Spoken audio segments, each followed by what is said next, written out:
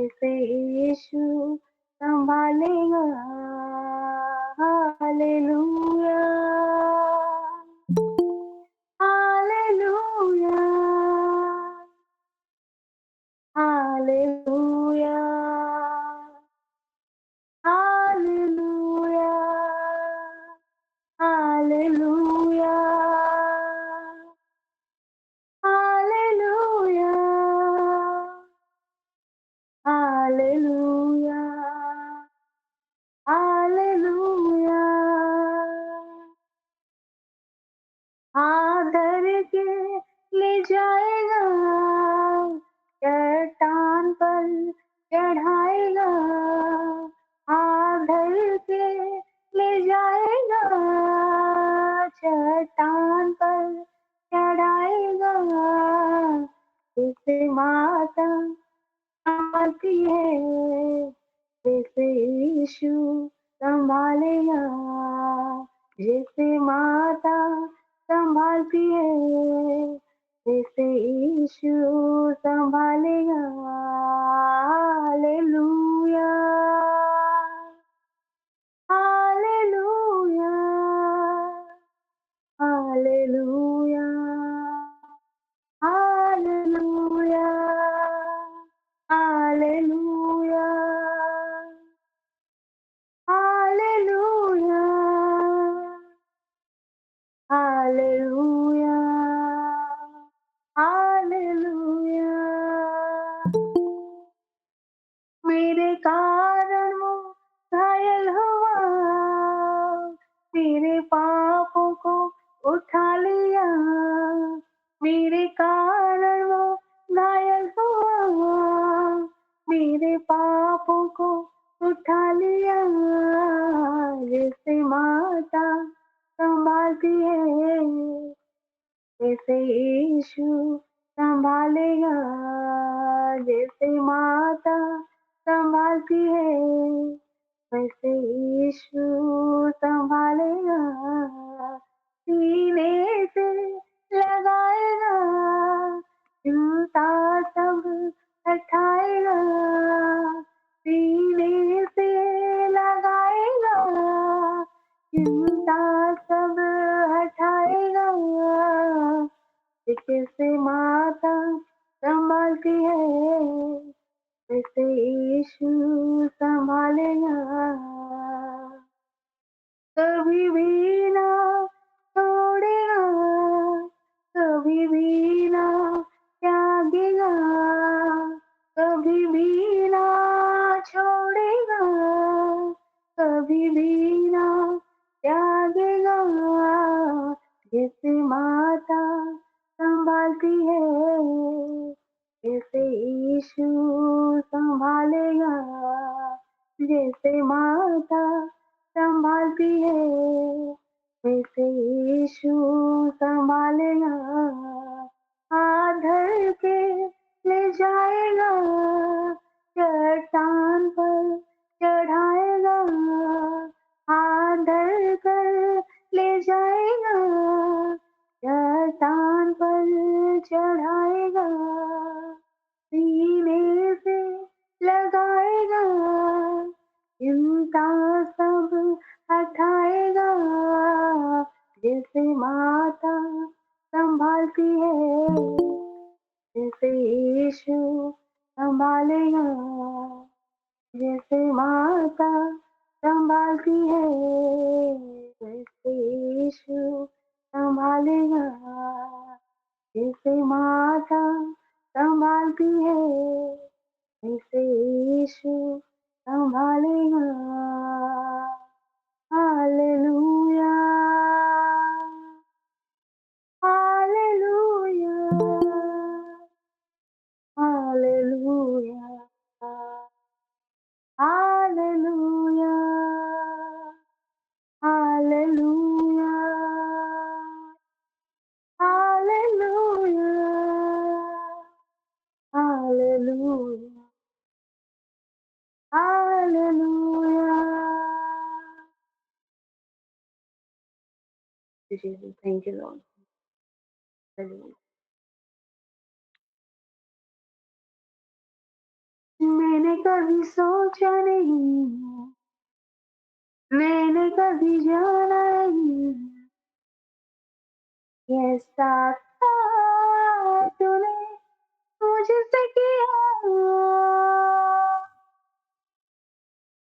मैंने कभी जाना नहीं, मैंने कभी सोचा नहीं, ऐसा प्यार तूने मुझसे किया। जमाना रुक जाएगा, वक्त भी थम जाएगा, पर तेरा प्यार है सदा मेरे लिए। वक्त भी थम जाएगा, जमाना रुक जाएगा, पर तेरा प्यार है सदा मेरे लिए। मेरी चाहत से बड़ा है तू, मेरे दिल में तू है बसा। मेरी चाहत से बड़ा है तू, मेरे दिल में तू है बसा। मैंने कभी जाना नहीं, मैंने कभी सोचा नहीं, ऐसा प्यार तूने मुझसे किया। जमाना रुक जाएगा, वक्त भी थम जाएगा, पर तेरा प्यार है सदा मेरे लिए।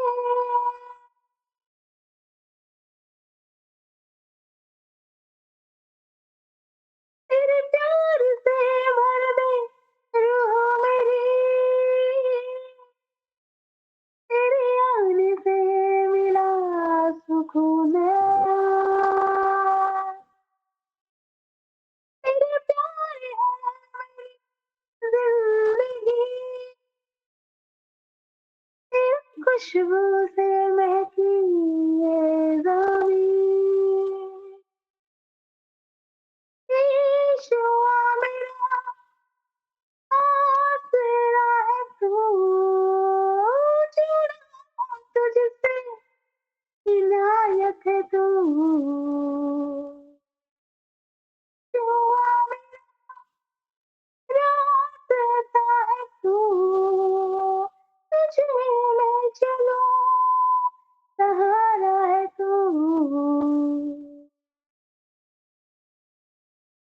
मैंने कभी जाना नहीं, मैंने कभी सोचा नहीं, ऐसा प्यार तूने मुझसे किया। जमाना रुक जाएगा, वक्त भी थम जाएगा, पर तेरा प्यार है सदा मेरे लिए। मैंने कभी जाना नहीं। Thank you Jesus, thank you, hallelujah Jesus. तेरे प्यार से तूने हमें प्यार किया खुदा, वहाँ से बढ़कर तेरा प्यार था। मैं कहा जानू कर मेरी माता भी तुम्हें छोड़ गई, लेकिन मैं तुझे कभी ना छोड़ूंगा कभी। और ये सच है खुदा, हर एक वचन से धन्यवाद कि वो गहरा प्यार जो आपने किया किसी ने ना किया। इसको हमें सच्चे प्यार से निभाने के लिए थैंक यू। धन्यवाद यीशु, आगे के समय आपके हाथों में सौंपे यीशु। आमीन आमीन आमीन।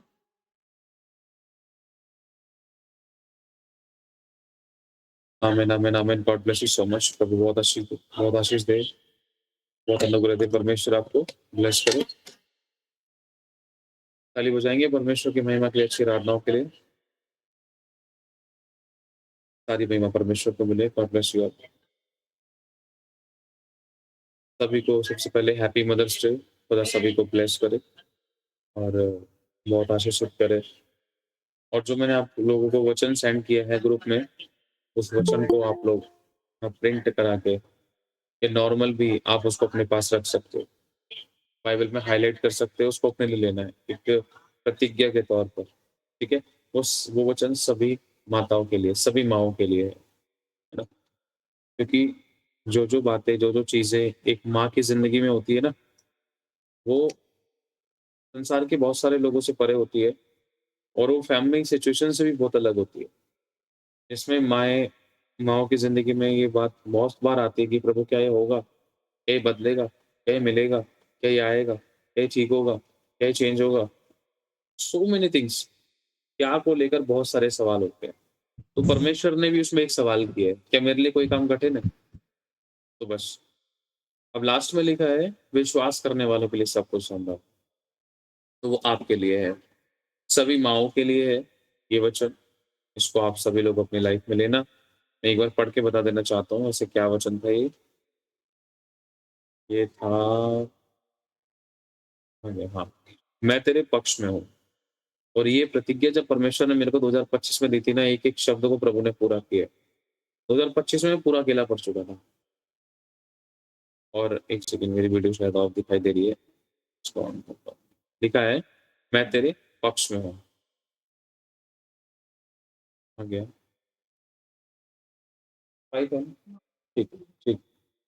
मैं तेरे पक्ष में हूँ और क्या मेरे लिए कोई काम कठिन है? The Lord is asking to you, या कोई भी ऐसा कुछ काम, आप दुनिया का कोई भी काम बोल दो, कुछ भी बोल दो, कुछ भी, कोई भी सवाल है आपके पास, मैं कह रहा हूँ, जो होता है ना, कई बार होता है ना बेबुद्धि वाला सवाल, अगर आपके पास बेबुद्धि वाला सवाल भी है ना, कहने का मतलब जिन सवालों के कोई हाथ और पैर नहीं है, अगर मैं भी कोई ऊट-पटांग सवाल पूछूँ परमेश्वर से, कोई भी कितना भी ऊट-पटांग सवाल पूछूँ, क्या तू प्रभु इस घर के अंदर इतना बड़ा ये कर सकता है? ऐसे वो कर सकता है? मैं कह रहा हूँ दुनिया का कितना भी खतरनाक सवाल दे दो, वो एक ही बात बोलेगा, मेरे लिए कुछ कठिन नहीं, नथिंग इज़ इम्पॉसिबल, है ना? सूरज चाँदों को स्मरण करके, यहोशू के टाइम को स्मरण करके, स्वर्ग से आग गिराने को लेकर, तारों को नाम लेकर बुलाने को लेकर, और क्या बोलते हैं उसको, 2 भाग करने को लेकर, पानी को 2 भाग करना, शेरों की बाँध से निकालना, आग के भट्टे में से अपने लोगों को सही सलामत हँसते-खेलते ले आना। इतने सारे आश्चर्य कर्म हैं जिनकी थाह नहीं लगती, और लिखा है अगर ये सब बहुत सारे आश्चर्य कर्म इतने थे कि अगर वो लिखे जाते तो इतनी पुस्तक होती कि पूरी पृथ्वी भर में ना समाती। सोच कर देखो, एक-एक साँस पर आश्चर्य कर्म हो। यीशु ने इतने सारे आश्चर्य कर्म किए, there was nobody to write this kind of things. कोई भी व्यक्ति नहीं था कि जो उस चीज़ को लिख सके, 2-4 बातों को लिख सकता था, और चेलों के लिए लिखना कठिन था। इसलिए आत्मा ने हमें उत्तम और गहरी और टू द पॉइंट की बातें लिखवाई, चेलों को। तुम सारे चमत्कारों को ही लिखते तो फिर चमत्कार पढ़ते-पढ़ते वचन की गहराई को लोग कैसे समझते? वचन को कैसे समझते? आज्ञाओं को कैसे समझते? प्रेम को समझते कैसे? एक्सपीरियंस कैसे समझते हो, जो यीशु ने अपनी लाइफ में किया? तो इसलिए परमेश्वर का वचन हमसे साफ कहता है कि मैं तेरे पक्ष में हूँ, क्या मेरे लिए कोई काम कठिन है? और ये प्रिंट सीरियसली जब मैं इसको निकाल रहा था, इतना प्यारा प्रिंट निकला, दिल खुश हो गया। मेरा तो इतना प्यारा प्रिंट निकला, मेरा तो मन ही खुश हो गया, प्रभु इतना प्यारा प्रिंट, ये तो बड़ी मशीनों से निकलते हैं। हमारे छोटे से प्रिंटर से ही प्रभु ने इतने प्यारे दिल खुश हो गया। मेरा तो बार-बार मैं कह रहा था कल, तो प्रभु इतना मस्त प्रिंट निकला, इतना मस्त प्रिंट निकला। मन में आने लगा कि यार ये अगर दिया जाए तो लोगों को कितना अच्छा लगेगा। लैमिनेट करके या इसको फ्रेम में लगा कर दिया जाए, कितने बहुत दिल खुश प्रिंट है। इतनी प्यारी शाइनिंग, सीरियसली बहुत अमेजिंग। मैंने कहा प्रभु पैसे वसूल हो गए प्रिंटर के। हालेलुया! तो हम आगे बढ़ते हैं। प्रभु जी हमारी मदद सहायता करना, हम पर दया करना, जो भी आप हमसे बोलना चाहते हैं या बुलवाना चाहते हैं प्रभु, आपका अनुग्रह हम सभी की ज़िंदगी में बना रहे। आपकी आशीष है, आपकी दया हो। सब कुशल से रहे और आप ही के हाथों में सौंपते हैं। प्रभु यीशु के नाम से माँगते हैं। आमीन। तैयार है सभी लोग आज के वचन के लिए? बोले प्रभु आज का वचन मुझसे बात करे, मुझे सिखाए और मेरी लाइफ में चेंजेस करे, बदलाव करे। हालेलुया! सड़े ना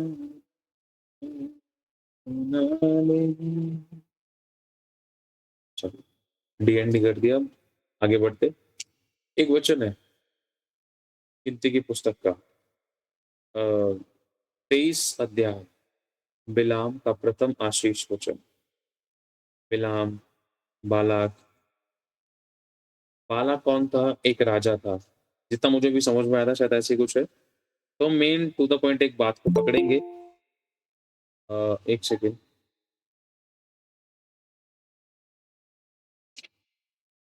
हाँ, राजा बालाक, राजा था ये, हाँ। राजा बालाक ने बिलाम से कहा था। बिलाम कौन था? एक यहोवा का नबी था। देखो गहरी शिक्षा को हम पकड़ेंगे इस समय। परमेश्वर हमसे क्या चाहते हैं, प्रभु हमसे क्या बोलना चाहते हैं, हमें बहुत कुछ सीखने के लिए मिलेगा इस टॉपिक पे। अ, हो सकता है कुछ लोगों को लग रहा हो कि आज माँओं के लिए कुछ आएगा। देखते हैं, प्रभु चाहे तो कुछ बुलवा भी सकते हैं। लेकिन जब मैं कल बाइबल पढ़ रहा था तो ये बात मेरे सामने आई थी। कल पता नहीं परसों की बात है, प्रभु ने मुझसे बात की। और इसके आगे जो चीज़ मुझे शेयर करनी थी मेरे मन में जो आ रहा था, तो उससे पहले कुछ और चीज़ शेयर करना ज़रूरी, तो पहले बिलाम और बालाक के विषय में शेयर कर दें ताकि हम टू द पॉइंट एक उस निचोड़ पर पहुँचे जो प्रभु आपसे और मुझसे चाहते हैं। तो सबसे पहले हैप्पी मदर्स डे, फिर से हैप्पी मदर्स डे। अब हम आगे बढ़ते हैं वचन में। तो एक राजा था, कौन था? बालाक। बालाक, बोलो एक राजा था बालाक, ताकि आप बोलो ना। बालाक और बिलाम में कन्फ्यूज़न ना हो, क्योंकि मैं ही खुद कन्फ्यूज़ हो गया था राजा कौन है ना? तो बालाक और बिलाम। बालाक, बालाक मतलब बालक समझ लो, तो इसके हिसाब से तुम समझ लो बालक है, वो राजा है, ठीक है? बालाक जो है वो राजा है और बिलाम जो है वो एक नबी है, वो एक प्रॉफिट है, द सर्वेंट ऑफ लॉर्ड। वो एक गधी पर सवार रहता है और राजा कहता है कि तू जा इज़राइलियों को श्राप दे। मैं तुझे सब दूँगा। क्या दूँगा? जो तेरी ज़रूरत है, इज़्ज़त, मान-सम्मान, तुझे धन, तुझे बरकत, ब्लेसिंग्स मैं दूँगा। I will give you whatever your need. मैं तुझे प्रोवाइड करूँगा वो सब चीज़ें जो तुझे तेरे काम में तेरी हेल्प करे। Financially, so many things. तो ध्यान से सुनना, गहरे भेद हैं हमारे पास। मतलब हमारे मध्य में कुछ ऐसे गहरे भेद होंगे परमेश्वर के अनुग्रह से, प्रभु की पवित्र आत्मा के द्वारा। होली स्पिरिट आप बोल रहे हैं। अब अगर हम ध्यान से देखते हैं, यहोवा ने अ, बिलाम को बोल दिया था, देख राजा ने तुझे बोला है, वो तुझे नहीं करना। क्या? राजा ने बोला था इज़राइलियों को श्राप देने को लेकर, तुम इज़राइलियों को श्राप दो। समझ पा रहे हो सभी?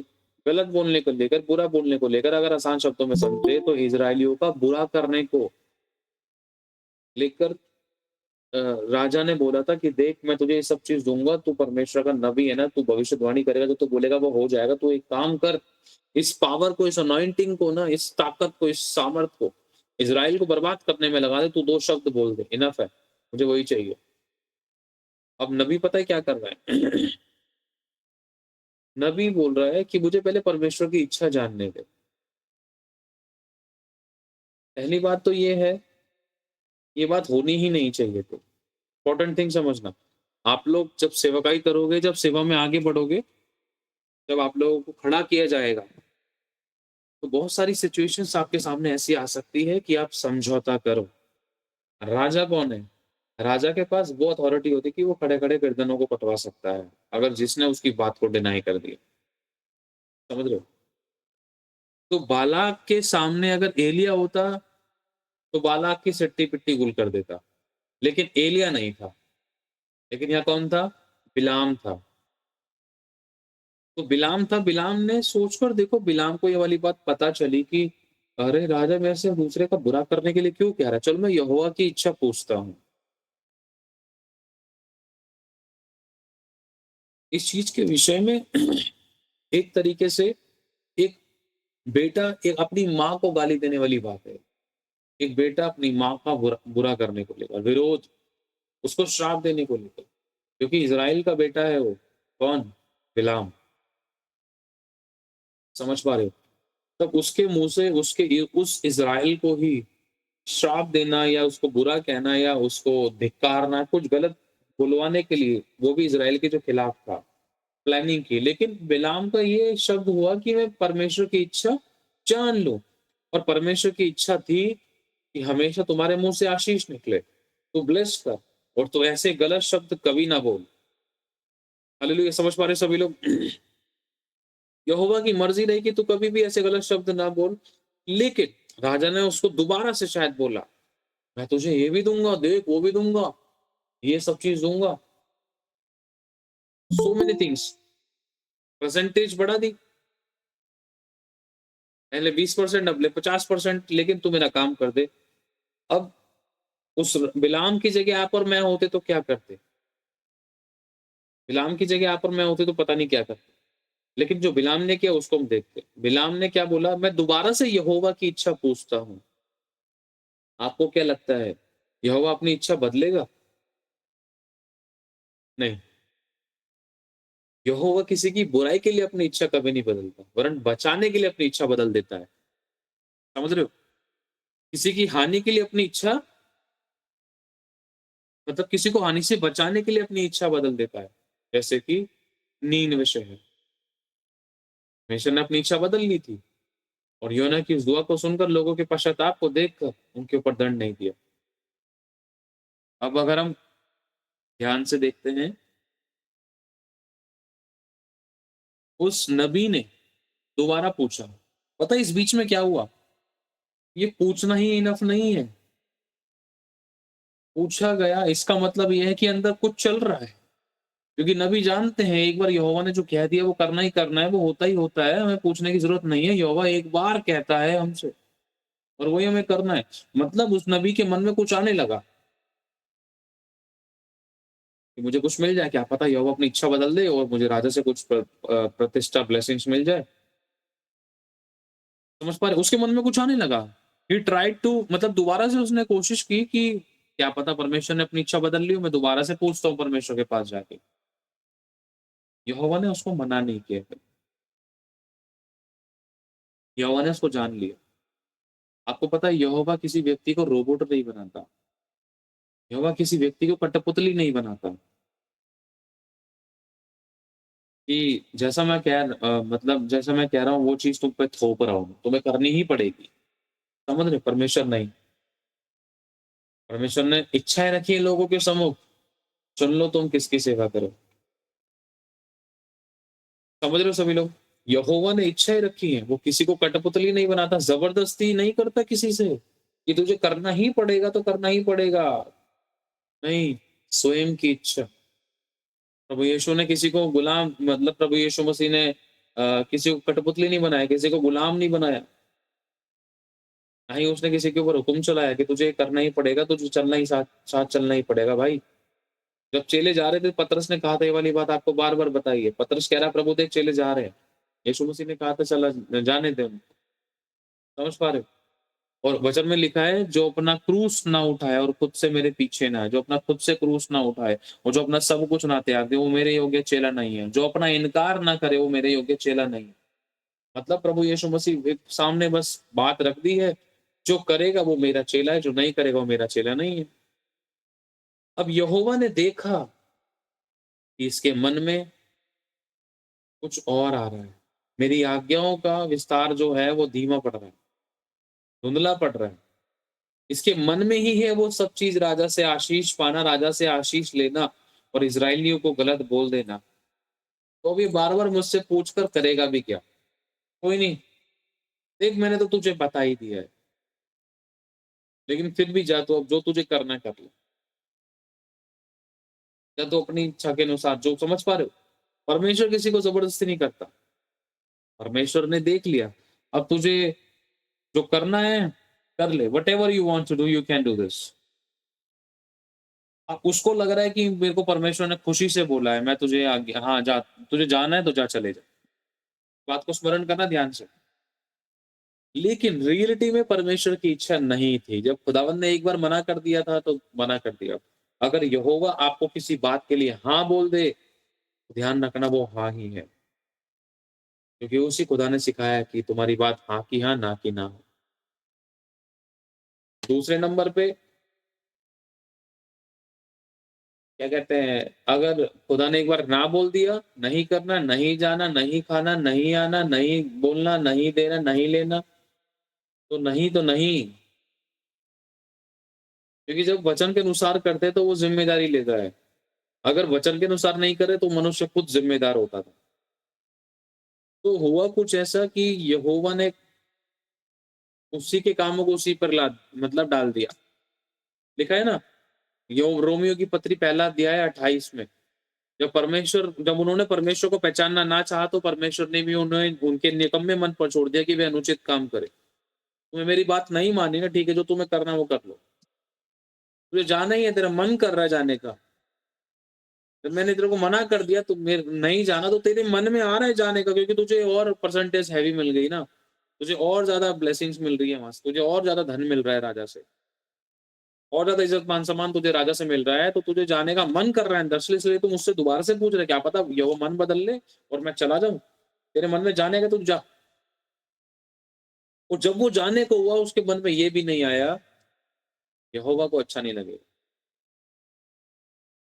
मूसा ने एक बात बोली थी, सोना चांदी राजपाट जगत की धन संपत्ति को पाने से बढ़िया है कि मैं अपने इजरायलियों के साथ दुख भोग लूं। मूसा नबी ने अपने लोगों के साथ दुख भोग लो। इब्रानियों में शायद ये बात है, 12 11 12। तो अब जब वो चला जाता है, जब हम परमेश्वर के वचन के लिए कठोर हो जाते हैं ना, जब उसकी ओबे नहीं करते, उसकी बात नहीं मानते, तो वो फिर हमसे बात नहीं करता। यही सेम चीज अब्राहम के साथ हुई थी। The Lord did not talk with him maybe 13 year, लगभग 13 साल तक यहोवा ने अब्राहम से बात नहीं करी थी, क्योंकि अब्राहम ने अपनी पत्नी की बात मान ली थी कि देख, यहोवा ने तो तुझे वचन दिया है कि तुझे मेरे ही द्वारा पुत्र देगा, अब तुझे पुत्र चाहिए, कोई नहीं तो दासी के द्वारा अपना पुत्र उत्पन्न कर ले, प्रतिज्ञा भी हो जाएगी, तुझे पुत्र का पुत्र तो मिल जाएगा। मेन है पुत्र, पुत्र मिलना। घुमा फिरा दिया गई वो बात, लेकिन यहोवा का दिल दुख गया, बेटा तूने क्या कर लिया, तूने मेरी आज्ञा के विरोध में किया, अब देख तूने अपने लिए एक विरुद्ध जाति उत्पन्न कर ली है, इजरायलियों के लिए। समझ पा रहे हो सभी लोग? एक ऐसा ओबे, एक ऐसा डिस ओबे, एक ऐसी अनाज्ञाकारिता जिसकी वजह से वंश में विरुद्ध जातियां उत्पन्न हो गई थी, इस्माइली जाति से। समझ पा रहे हो? और जो हम याकूब की संतानें हैं, इसहाक की संतानें हैं, हम इजरायली हैं। हालेलुया। तो हम ध्यान से समझेंगे इस बात को। तो जब जैसे ही बिलाम, इससे में समझ में आता है, जब अब एक व्यक्ति परमेश्वर की बात को डिसोबे करता है, तब वो कहीं ना कहीं अपने लिए मुसीबत को उत्पन्न कर लेता था, या फिर अपने द्वार बंद कर लेता था, या फिर परमेश्वर के हाथ को अपने ऊपर से हटा लेता था। तो यही सेम चीज होती थी, अब्राहम के साथ हुई थी।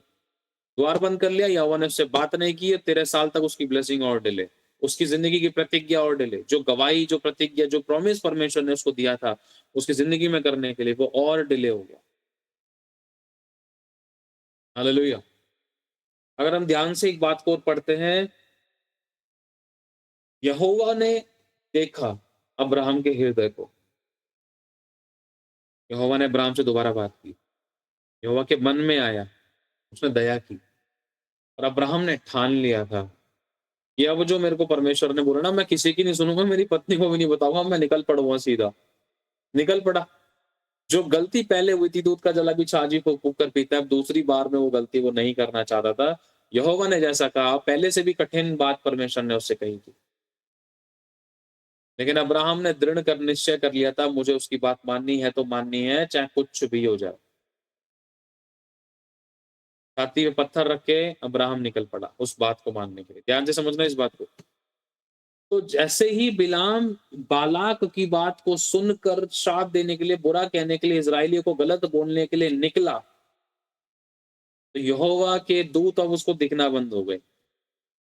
यहोवा की अगुवाई उसकी जिंदगी से हट गई, यहोवा का अभिषेक उसकी जिंदगी से हट गया, यहोवा की सामर्थ उसकी लाइफ से हट गई, यहोवा का ग्रेस उसकी जिंदगी से हट गया, यहोवा का अनुग्रह उसकी जिंदगी से हट गया। ध्यान रखना इस बात को।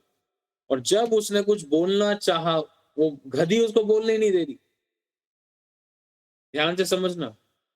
जब कहते हैं ना प्रभु यीशु मसीह ने, अगर तुम इनको ये चुप रहे तो ये पत्थर चिल्ला उठेंगे। यीशु ने कहा था ना, अगर तुम इन महिमामय लोगों को चुप कराओगे तो ये पत्थर चिल्ला उठेंगे। मतलब परमेश्वर अपनी महिमा पत्थरों से भी ले लेता है, तो वहां तो गधी को अपना दूध दिखा दिया था। एक मनुष्य को स्वर्गदूत देखना था, कौन था वो? बिलाम। बिलाम को देखना चाहिए था क्योंकि वो परमेश्वर का नबी था, लेकिन अब वो उस चीज में, राजा की उस प्रॉमिस में, राजा की उस आज्ञा में, राजा से उस मिलने वाली प्रतिष्ठा में, ब्लेसिंग्स में, उसके उस धन में वो अंधा हो गया था। इसलिए वो यहोवा की आज्ञा, उसके मार्ग में वो परमेश्वर के स्वर्गदूत को नहीं देख पा रहा था। समझ पा रहे हो सभी लोग? और दूसरे नंबर पे अगर हम देखते हैं, अब जब वो नहीं देख पा रहा तो सोच कर देखो, गधी देख पा रही थी एक स्वर्गदूत को, और गधी रोक रही, गधी चिल्ला चिल्ला कर बोल रही थी, सामने परमेश्वर का स्वर्गदूत खड़ा है, मैं कैसे जाऊं? और वो नबी कह रहा है, भविष्यद्वक्ता अंधा हो गया है, उसको सड़क दिखाई दे रही है बस, लेकिन गधी को स्वर्गदूत दिखाई दे रहा है अग्नि में तलवार लिए, मैं कैसे आगे बढ़ूं? वो ये वो कर रही है वो। गधी अन्य भाषा बोल रही है। समझ पा रहे हो? एक ऐसी, उसके लिए तो अनजानी भाषा है ना। उस मनुष्य को बात कर रही है गधी, गधी के मुंह से एक मनुष्य वाले शब्द निकल रहे हैं, जो कि वो गधी के ऊपर बैठा हुआ व्यक्ति या गधी के साथ चलने वाला व्यक्ति उसको सुन पा रहा है। अरे मेरी गधी मेरे से बात कर रही है, ये गधी मेरे को बोल रही है कि मेरे को स्वर्गदूत दिखाई दे रहा है सामने। अरे मैं नबी हूं, मेरे को दिखाई नहीं दे रहा, क्या हो गया? ये वही सेम चीज थी। एली, एली खुदा के कलाम को, उसकी वाणी को नहीं सुन पा रहा था, क्योंकि उसको पता था कि जो बात यहोवा को अच्छी नहीं लगती वो उसके इस भवन में घट रही है, और मैं याजक होने के नाते मुझे इस भवन में वो बदलाव करने चाहिए थे, लेकिन वो मैंने नहीं किया। यहोवा जब देखता है कि कुछ मेरी उपस्थिति में, कुछ मेरी संगति में, कुछ मेरे कामों में, कुछ बातें कुछ ऐसी घटती हैं जो यहोवा को अच्छी नहीं लगती हैं। समझ पा रहे सभी लोग? जो यहोवा को अच्छी नहीं लगती, अगर कोई भी ऐसी घटनाएं घटती हैं, अगर तो यहोवा उसके अगेंस्ट में कुछ लोगों को चेतावनियां देता है, बोलता है, लेकिन फिर भी अगर वो लोग अपने मुंह बंद कर लेते हैं, अगर यहोवा के लिए अपने मुंह को नहीं खोलते, अगर पद प्रतिष्ठा, धनी दुनियावी संसारिक चीजों के लिए, संसार से प्रेम करने के खातिर सच्चाई के लिए अपने मुंह को बंद कर लेते हैं, या अनदेखा कर देते हैं, या अंधे हो जाते हैं बुराई के लिए, तो ये बड़ी भयानक बात थी। परमेश्वर, आपको पता है जनरेशंस का परमेश्वर है, आप मालूम है इस बात को? परमेश्वर ने कहा था मैं अब्राहम का, अब्राहम का पुत्र कौन? इसहाक। इसहाक का पुत्र कौन? याकूब। मैं इब्राहिम का, इसहाक और याकूब का परमेश्वर हूं। तो परमेश्वर जो है ना, वो एली का, एली के पुत्रों का और उनके वंश का भी परमेश्वर हो सकता था, लेकिन ये वाली बात डाइवर्ट हो गई, क्योंकि एली ने अपने पुत्रों को सही शिक्षा नहीं दी, जिसकी वजह से वो एली के पुत्रों का नहीं, एली के तो पुत्रों के वो अगेंस्ट में खड़ा हो गया था, इसलिए वो शैमुएल का प्रभु बना। इसलिए उसने शैमुएल को आवाज मारी, ये आवाज एली के पुत्रों तक जानी थी, क्योंकि जो बाप याजक है उसका बेटा याजक बनेगा बाप की जगह पर, लेकिन ये अथॉरिटी, ये लेगेसी, ये जनरेशंस स्टॉप हो गई। कौन कौन समझ पा रहा है इस बात को? किस कारण, किस कारण स्टॉप हो गई? बस एक हेड से मिस्टेक्स हुई, एक हेड से गलती हुई। जरूरी नहीं है कि हेड सिर्फ एक पिता ही है, एक पत्नी भी हो सकती है, और हेड एक बेटा भी हो सकता है उस घर का, जो वचन को अच्छे से जानता है। स्पिरिट में वो हेड है, एक अगुवा है। समझ पा रहे हो सभी लोग? हालेलुया। एली आत्मा में प्राचीन था, शरीर में भी प्राचीन था, बड़ा था, लेकिन फिर भी आज्ञा का उल्लंघन हुआ। एली को अफसोस था कि मैं क्या करूं, मेरे बेटे ऐसे चल पड़े हैं, अगर उनको कुछ बोलो तो कहीं कुछ और गलत ना कर दें। व्यभिचार, पुत्रियों को छेड़ना, सो मेनी थिंग्स खुदा को अच्छी नहीं लगी। खुदा ने सोचा तो बहुत कुछ था, खुदा को टाइम नहीं लगता बुलाहट को किसी की जिंदगी से हटाने में, खुदा को टाइम नहीं लगता किसी की लाइफ में बुलाहट लाने में, किसी को आवाज मारने में। उसी मंदिर से बुलाहट शुरू हुई थी, उसी मंदिर से बुलाहट खत्म कर सकता था परमेश्वर, लेकिन ऐसा हुआ जो आवाज एली को आनी चाहिए थी कि तेरे पुत्रों को खड़ा कर अब अपनी महिमा के लिए, जो आवाज एली के पुत्रों को आनी चाहिए थी, वो आवाज शमूएल तक पहुंची।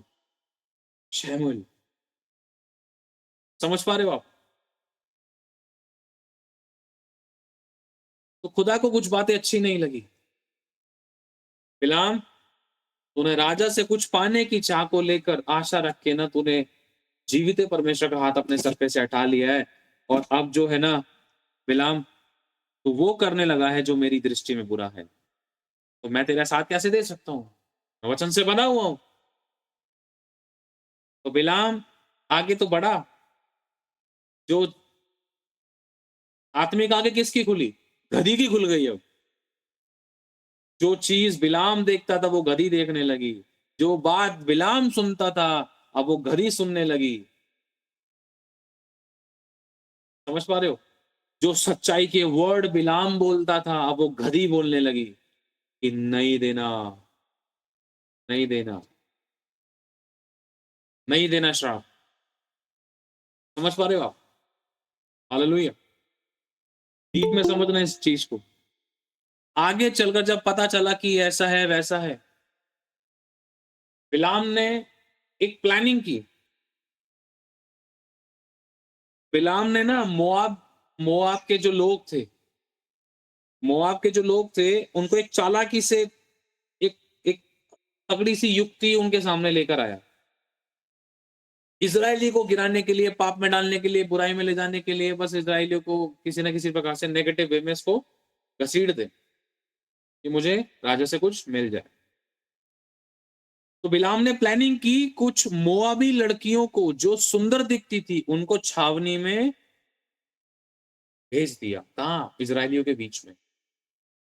यहोवा की वाचा टूटे और यहाँ व्यभिचार हो, और यहोवा का हाथ इन सब पर से हट जाए, और यहोवा इनकी रक्षा ना करे, और राजा कब्जा कर सके सब चीजों पर। क्योंकि राजा को पता है, अगर मैं इनके इजरायलियों को छेड़ दूंगा अभी तो यहोवा तो इनके साथ खड़ा है, लेकिन जब इनसे गलती हो जाएगी तो यहोवा इनके साथ नहीं खड़ा था, उस समय मैं उजाड़ सकता हूँ इनको। समझ पा रहे हो आप? Planning, the demonic plannings.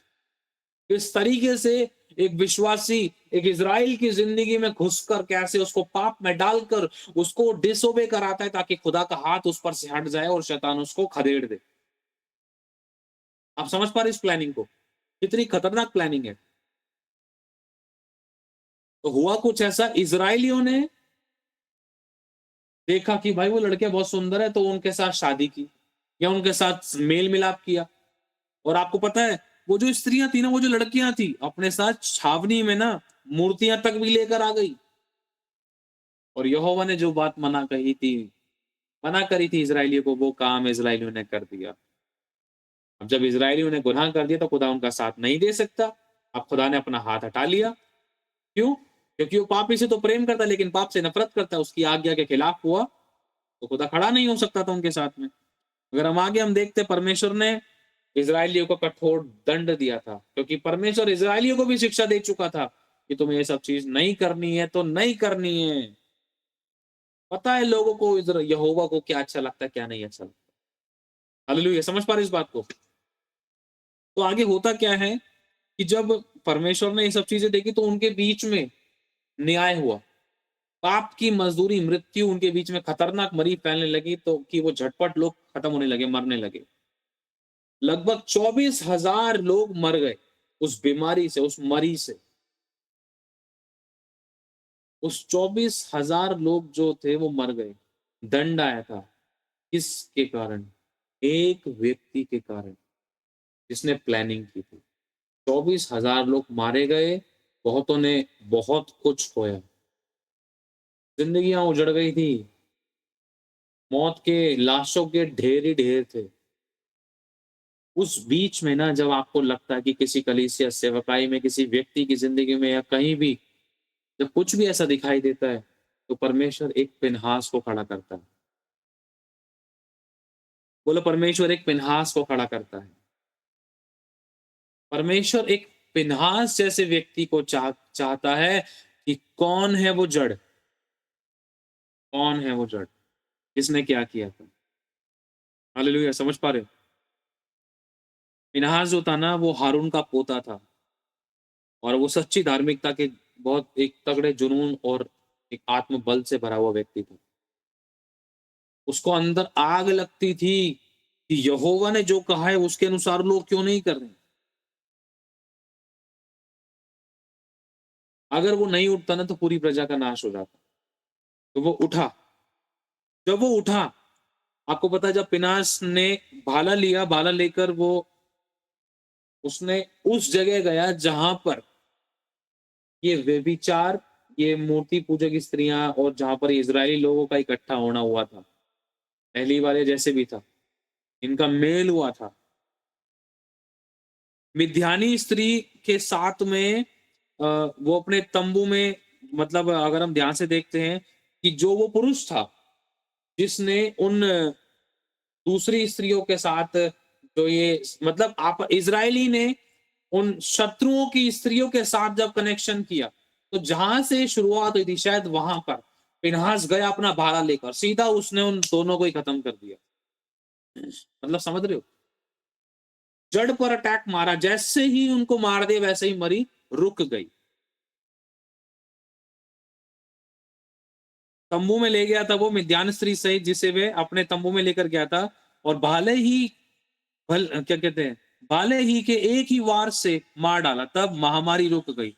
और पिनहास की उस धुन के लिए जो परमेश्वर के नाम और उसके आदर के लिए उसमें थी, सोचो देखो परमेश्वर के प्रति उसके अंदर कितना आदर था, उसके अंदर एक जज्बा था, एक आग थी, मुझे खुदा की बात को मानना है और लोगों को बतलाना है कि वो कितना गंभीर है।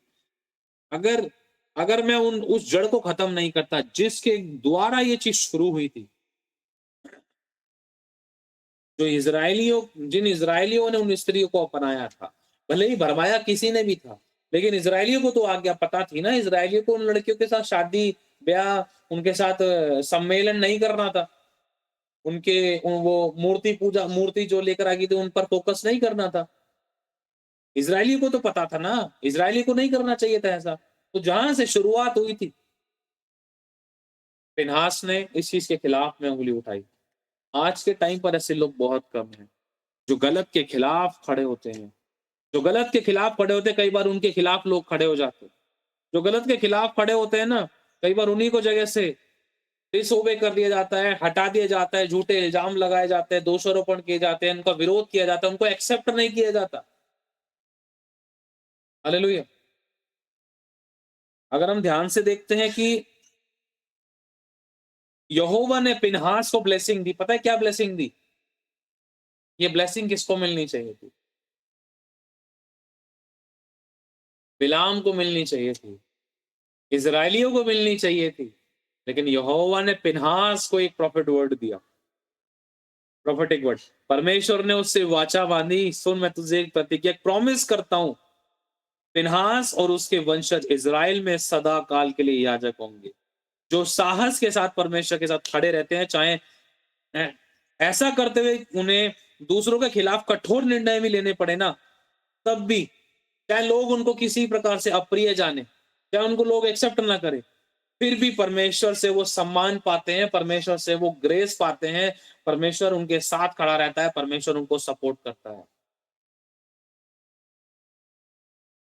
हालेलुया। तो इस बात से हमारे लिए क्या संदेश है? इस बात से हमारे लिए ये एक बहुत गहरा संदेश है कि यहोवा हमसे, आपसे और मुझसे चाहते हैं कि हम बुराई के खिलाफ अपनी जुबान को खोले, उस मक्खी के खिलाफ जो तेल को खराब कर रही है, उस कीड़े के खिलाफ जो फ्रूट को अंदर से खा रहा है, एक इंसान के अंदर के जो फल है, फल जो उनको खा रहा है, उस खमीर के खिलाफ जो पूरे गुने आटे को खराब कर देता है। हालेलुया। इन चीजों के खिलाफ कौन कौन खड़ा हुआ था? यहोशू था, मूसा नबी था, डैनियल था, एलिया, अलीशा, मलाकी, उबध्या, आगे, हबक्कुक, बहुत सारे नबी थे जो बुराई के खिलाफ रहते थे हमेशा। क्या मरना मंजूर है लेकिन नहीं, साथ नहीं देना है। हालेलुया। एलिया ने एक बात बोली थी, परमेश्वर मेरे प्राण ले लेते क्योंकि मैं ही अकेले रह गया हूं। क्यों बोला होगा? एलिया के मन पर बहुत तगड़ा प्रेशर था उस समय, बड़ी तगड़ी टेंशन थी, क्योंकि एलिया को पता था बहुत सारे लोगों ने अपनी जान की परवाह करने के खातिर यहोवा की वाचा को टाल दिया। एलिया कह रहा है, यहोवा, इससे पहले कि कुछ हो, तू मेरे को मेरी जान ले ले, मेरे को नहीं जाना उन किसी के हाथ में। नहीं पता कौन तड़पा तड़पा के क्या बुलवाए, क्या करे क्या ना करे, मेरे प्यासे हैं लोग, तू मेरी जान ले ले, मैं ही अकेला रह गया हूँ।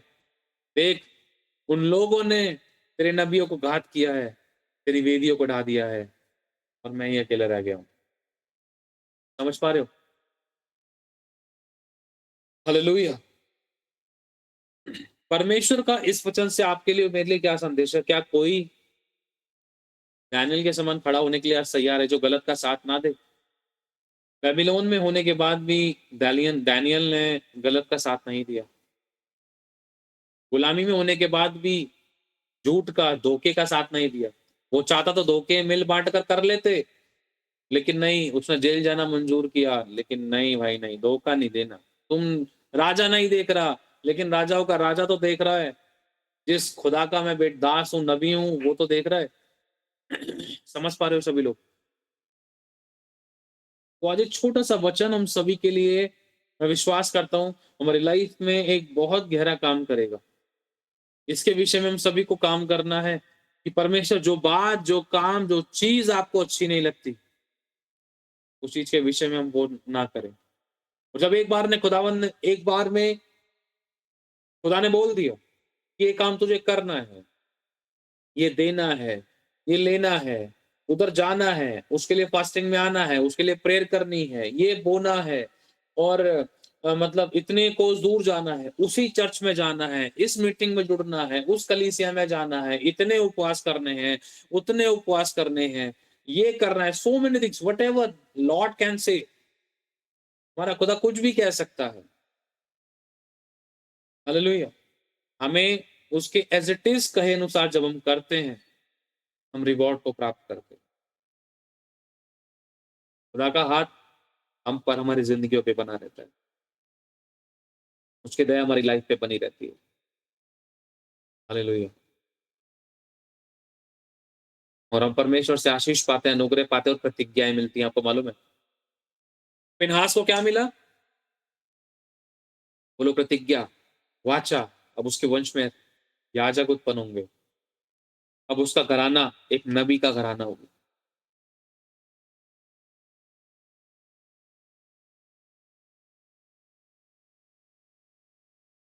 हालेलुया। चलिए हम प्रार्थना में चलते हैं, आगे बढ़ेंगे। आज बहुत जल्दी मीटिंग खत्म हो रही है, बड़ी खुशी सी हो रही होगी। चलो आगे बढ़ते हैं। प्रभु जी, हम आपको धन्यवाद करते हैं, आपका अनुग्रह हम सभी की जिंदगी में बना रहा है। प्रभु, आपने इस वचन से हमें सिखाया प्रभु, चाहे नुकसान हो रहा था, चाहे कितने भी कोई खिलाफ थे, चाहे कितनी भी बड़ी दौलत मिल रही थी, कुछ भी मिल रहा था, तेरे वचन के खिलाफ, तेरे वचन के खिलाफ हम ना जाएं। ऐसा ग्रेस हम सभी पर करो, सभी के दंड को दूर करो, सभी पर अनुग्रह करो, सभी के पाप क्षमा करो। तेरे खून को हम सभी के ऊपर छिड़कने के लिए, तेरे लहू से हमें धो के शुद्ध करने के लिए धन्यवाद दो। आपसे विनती करते हैं परमेश्वर, आपकी दया की दृष्टि, आपका अनुग्रह, आपकी क्षमा, शांति और सामर्थ हम सभी की जिंदगी में हमेशा बनी रहे। धन्यवाद देते हैं। आगे का समय आपके हाथों में सौंप, जो भी इस समय तेरी उपस्थिति में तेरे लोग बैठे हैं, इनको ब्लेस करें। आज इनका विश्राम दिन प्रभु, जो उन्होंने विश्राम दिन का पालन किया, इसका अच्छा रिवॉर्ड, अच्छा प्रतिफल, अच्छी गवाही, अच्छी भरपूर उनकी जिंदगी में हो डेली है। इस वचन के द्वारा हम सभी को आशीष देना, मैं विश्वास करता हूँ प्रभु, ये वचन हम सभी को हमेशा याद रहेगा, और हम तेरे वचन के अनुसार करते पाए जाएंगे, और आपसे प्रतिज्ञा प्राप्त गवाहियां, अनुग्रह और आशीष को प्राप्त करेंगे। आप हमारे वंशों के साथ महिमा में प्रतिज्ञा को बांधोगे, प्रतिज्ञाएं रखोगे, और हम बड़ी गवाहियों को देखेंगे। अब तक आपने हमें संभाला कि भी संभालें, जो कोई किसी भी तकलीफ में, सभी लोग आजाद हों, जिसकी जैसी जरूरत है तेरे नाम से उनकी सारी जरूरतें पूरी हों, और सब ब्लेस हो। आज का पूरा दिन बहुत ब्लेसड हो, सुपर ब्लेसड हो, सभी माएँ आशीषित हो, इनकी सुध लेना, सभी को रिवॉर्ड, ब्लेस और गिफ्ट्स देना। फैमिली, परिवारों में, घरानों में सब प्रकार का फ़ेवर देना, शांति, चैन, विश्राम, आराम और आनंद देना। हमेशा ही आनंदित रहें और हमेशा सच्चाई और सही बात के साथ ये हमेशा खड़े हों ताकि तेरा जी इनसे प्रसन्न हो और हमेशा तेरे ग्रहण योग्य बने। आप ही के हाथों में सौंपते हैं, इनको परखने का अनुग्रह देना, अच्छे डिसीज़न, सही डिसीज़न लेने की सामर्थ्य देना। प्रभु यीशु के नाम से माँगते हैं। आमीन। सभी लोग अपने हाथों को परमेश्वर की तरफ उठाएँगे। हमारे प्रभु यीशु मसीह का अनुग्रह, परमेश्वर का प्रेम, पवित्र आत्मा की सहभागिता हम सभी के साथ, प्रभु यीशु मसीह के दोबारा बादलों में आगमन तक, परमेश्वर के पवित्र लोगों के साथ हमेशा-हमेशा तक हम सभी के साथ होती रहे। आमीन। हालेलुया। जो लोग अपने बीजों को बोना चाहते हैं, सेवकाई में अपने बीजों को बो सकते हैं खुशी, आनंद और हर्ष के साथ। इसमें कोई ज़ोर-ज़बरदस्ती नहीं है, जैसा परमेश्वर आपको अगुवाई करे। परमेश्वर हर्ष से बोने वाले से प्रसन्न होता है। आप लोग चाहें तो चैनल को सब्सक्राइब कर सकते हैं, इस वीडियो को शेयर कर सकते हैं, आशीष पाके आशीष का कारण बने। एक गुड न्यूज़ है हमारे सामने कि मैं कल बात करके आया था प्रभु की दया से, तो पता चला जगह का, लेकिन जगह का जो रेंट है, एक मीटिंग का लगभग 4 घंटे के आसपास की होगी जो अ, उसका है ₹17,000। ₹10,000 जगह का रेंट बताया है और ₹3,000 सिस्टम का, म्यूज़िक सिस्टम का है, ₹4,000 एसी का है। 4 घंटे चलेगा तो 4,000 क्योंकि 32 टन का एसी है और बहुत बड़ी जगह है। तो 17,000 की बात हुई है। अभी मेरे को एक प्रभु की दासी से और पूछना है, कोई प्रभु की दासी हैं, जिनकी कहीं और मीटिंग चलती है, तो उनके जानने में एक बैंक्वेट है। वहाँ और पता करता हूँ, परमेश्वर की मर्ज़ी है तो वहाँ पर हो और सस्ते में और कम पैसों में हो ताकि पैसे बच सके। और एक चीज़ मैं कहना चाह रहा था, जब ये मीटिंग ऑर्गेनाइज़ होगी तो मैं अनाउंसमेंट करूँगा आप लोगों को, डेट वगैरह जो भी फिक्स होगा। तो इसमें आने-जाने के विषय में बहुत सावधानी बरतनी है, आने-जाने को लेकर।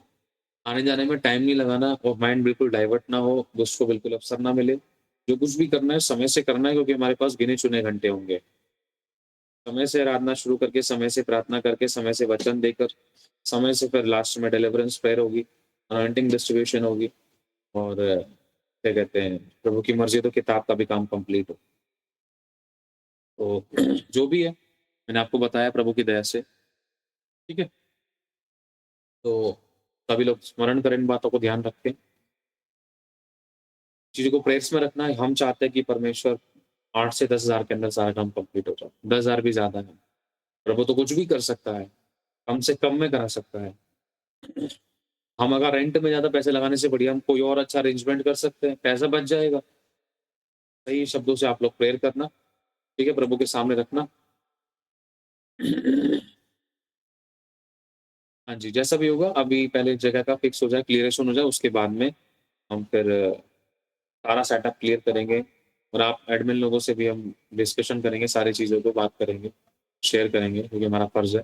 आप लोग इस चर्च के जो मेंबर हैं और ये हमारी ज़िम्मेदारी है और सभी से बात करेंगे, क्लियर करेंगे, कुछ बातें सामने रखेंगे। हम आपस में बातचीत करेंगे, डेट-वेट को लेकर भी बातचीत करेंगे, जिसमें आप लोग भी फ्री रहें और सब मतलब सब बेस्ट रहे। सबके लिए ईज़ी जो हो सके वो हम कोशिश करेंगे, ठीक है? और दूसरा जगह के लिए भी प्रेयर करना कि जब लोगों को अगर ज़्यादा लोग मतलब अगर नहीं, हम तो चाहते हैं प्रभु की दया से प्रभु जिनको चाहता है भर-भर कर लेकर आए, क्योंकि पहली मीटिंग है और मैं फिर से आपको बताना चाहता हूँ, ये मेरी ज़िंदगी का पहला एक्सपीरियंस होगा ऐसा। मुझे नहीं पता कैसा होगा लेकिन इतना जानता है कि प्रभु बेस्ट होगा। जब इतनी सारी प्रेयर चल रही है, तो इस दिन को मैं विश्वास करता हूँ डायरी में लिखूँगा ज़रूर, ये कैसा मोमेंट होगा। और विश्वास करते हैं कि हम सभी लोगों की बहुत प्यारी-सी फ़ोटो होगी, सभी लोग इकट्ठे होंगे और वो मोमेंट भी हमारे मध्य में ज़रूर होगा कि हम सारे इकट्ठे होकर प्रेयर करेंगे, इकट्ठे होकर सारे लोग। हालेलुया! God bless you. परमेश्वर को धन्यवाद हो, सारी महिमा परमेश्वर को मिले। तो जो भी चीज़ है प्रार्थना के विषय मैंने आपको बताए हैं, प्रार्थना में रखना और मेरी बेटी के उसके स्कूल के लिए भी आप लोग प्रेयर करना कि जल्द से जल्द उसके स्कूल का जो है एडमिशन से रिलेटेड हम करा सकें। जो भी राइट टाइम परमेश्वर ने रखा है, ठीक है? हम आगे बढ़ते हैं।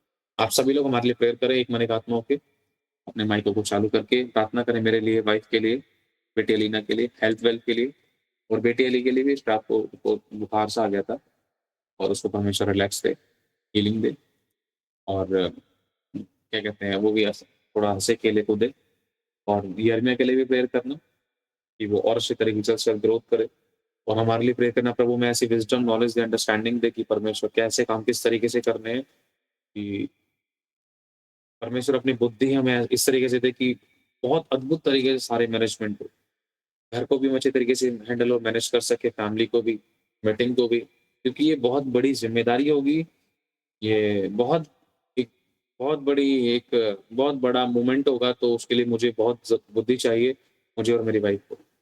और सारे मैनेजमेंट, सारे बंदोबस्त अच्छे से कर सके कि हमसे अनजाने में भी कोई ठोकर ना खाए, अनजाने में भी हमसे कोई गलती ना हो। तो आप लोग हमारे लिए प्रेयर करना, ये मीटिंग बेस्ट हो, पैम्पलेट्स के लिए कि भी, जगह के लिए भी। मैं हो सकता है क्या पता आज पता करूँ मैं प्रभु की दासी से पूछूँ। तो जैसा भी है, आप लोग हमारे लिए प्रेयर करें, अपने माइकों को चालू करें। फाइनेंस के लिए भी प्रेयर करना, और जैसे कि आप लोगों को पता है, जो कोई भी इस मीटिंग के लिए, जो ये मीटिंग होने को है, जैसा भी होगा मैं आपको बताऊँगा। आप इस स्पेशल इस मीटिंग को कराने के लिए अगर कोई सीड देना चाहता है, तो उस विषय में आप लोग हमें बताना, कॉन्टैक्ट करना हमसे, और स्पेशल बता के आप हमें भिजवा सकते हो उस समय जब ये मीटिंग का डेट क्लियर हो जाएगा, ठीक है? Okay, God bless you. जैसा भी होगा हो सकता है इस महीने के अंदर हम चाहते हैं, हम आपको इन्फॉर्म करेंगे, तब आप हमें सेंड कर सकते हो, या जैसा प्रभु आपको अगुवाई करे, जब मर्ज़ी, ठीक है? विश्वास का कदम बढ़ा के, क्योंकि हमें भी कल मैं भी विश्वास का कदम बढ़ा के ही गया था, उस जगह को देख के आया था, और बस मैं अकेला गया था, कोई नहीं था मेरे साथ, और प्रभु ही था। और क्या कहते हैं, वहाँ गए, अंदर जाके रूम देखा मैंने, बहुत प्यारा लग रहा था। मैंने कहा प्रभु ऐसी जगह मिल जाए तो मज़ा आ जाएगा। बहुत बढ़िया था, बहुत दिल खुश जगह थी, टाइलों से सजा हुआ था, बहुत प्यारी, वेल फर्निश्ड था। मन आ गया था मेरा, प्रभु मुझे ऐसी जगह चाहिए। हालेलुया! परमेश्वर को धन्यवाद। सारी महिमा प्रभु को मिले, कोई है या नहीं, यहोवा हम सबके साथ है, आपके साथ है, वो मार्गदर्शन करेगा। जब बॉस, मालिक हमारे साथ है, तो कोई बात की चिंता और डर नहीं करना है। अप एंड डाउन हल्का-फुल्का हो सकते थे, फर्स्ट टाइम में, फर्स्ट एक्सपीरियंस है, लेकिन हर चीज़ में परमेश्वर सँभालता है। प्रभु ने कहा जो कुछ तेरे मन में उससे कर, यहोवा तेरे संग है। जब वो हमारे संग है, तो हमें किसी बात की कोई चिंता नहीं करनी। जो लोग आएँगे, जिनको लेकर आएगा, जिनको सँभालेगा, जहाँ रखना है, जिस तरीके से रखना है, किनको किस तरीके से रखना है, सारे अरेंजमेंट वही करेगा। God bless you. सारी महिमा परमेश्वर को मिले। आप सभी लोग हमारे लिए प्रार्थना करना शुरू करें। पास्टर जी थोड़ा माइक सा को चालू प्रार्थना कर दे। एक बात मैं आप लोगों से और कहना चाहता हूँ, यदि प्रभु आप लोगों को अगवाही करता है तो आप इस मिनिस्ट्री में अपने बीजों को बो सकते हैं, खुशी, आनंद और हर्ष के साथ, बिना किसी दबाव के, बिना किसी जोर जबरदस्ती के। अगर आप बोना चाहते हैं तो आपको स्क्रीन पर दिख रहे बारकोड्स के द्वारा आप स्कैन करके अपने बीजों को बो सकते हैं। अगर आपको हमारी अकाउंट डिटेल्स भी चाहिए तो अकाउंट डिटेल के लिए आप वीडियो के नीचे डिस्क्रिप्शन में से आप हमारी अकाउंट डिटेल्स के द्वारा अपने बीजों को बो सकते हैं। और आप लोग अपने अपने 10वें हिस्से अपने अपने चर्चेज में दीजिए, जहाँ कहीं भी आप जाते हैं वहाँ पर ईमानदार वफादार रहें। यदि आप नहीं भी बो पाए इस मिनिस्ट्री में तो भी कोई प्रॉब्लम नहीं है, आप लोग दुआ करोगे तो वो भी बहुत बड़ी बात है। खुदा आपकी सोचों पर भी बहुत आशीष दे, आपकी प्रार्थनाओं के बीजों पर, आपके धन के बीजों पर परमेश्वर बहुत ऐसे बरकत दे, रुकी हुई ब्लेसिंग को ले, किसी बली वस्तु की कभी आपको कोई घटी ना हो, हमेशा भला चंगा रखे और अच्छी सेहत दे। और यदि आपको प्रभु अगुवाई करते तो आप इस चैनल को सब्सक्राइब कर सकते हैं, इस वीडियो को शेयर कर सकते हैं। आशीष पाए, आशीष का कारण बने। खुदा सभी को संभाल के रखे। God bless you so much. खुदा सभी को आशीष दे।